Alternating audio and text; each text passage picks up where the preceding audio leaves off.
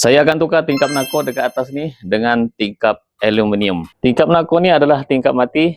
Lubang ni tak boleh nak tutup. Jadi kat sini akan menjadi tempat burung bertenggek dan burung kat sini berak merata-rata. Sebelum saya buka cermin dan sebelum saya buang nako yang lama ni, pastikan pakai sarung tangan. Sarung tangan ni adalah bukan sarung tangan biasa tapi sarung tangan anti cala.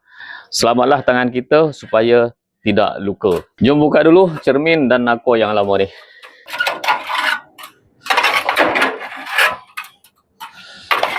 Tingkap nako ni di welding terus dekat frame besi ni. Jadi saya nak kena potong tingkap nako ni. Saya akan gunakan grinder niche 20 volt.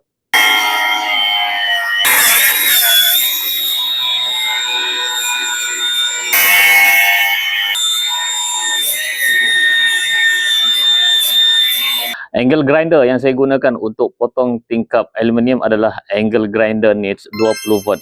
Didatangkan dengan motor brushless, yang mana kelebihan motor brushless ni adalah tidak cepat panas.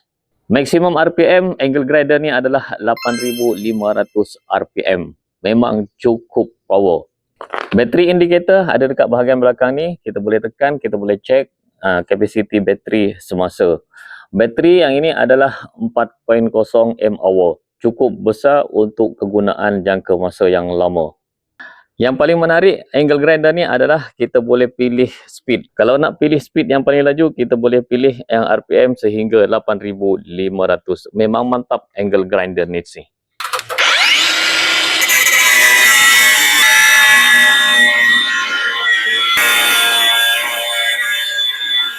Dah settle buang tingkap nako lama, seterusnya kita akan pasang dengan tingkap yang baru iaitu tingkap aluminium.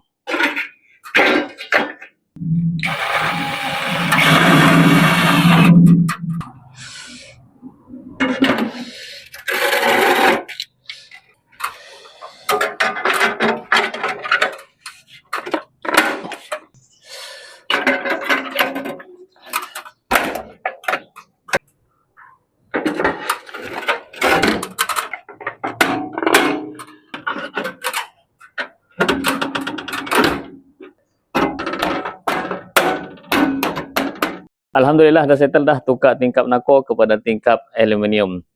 Dan video ini dikuasakan oleh Niche Power Tools.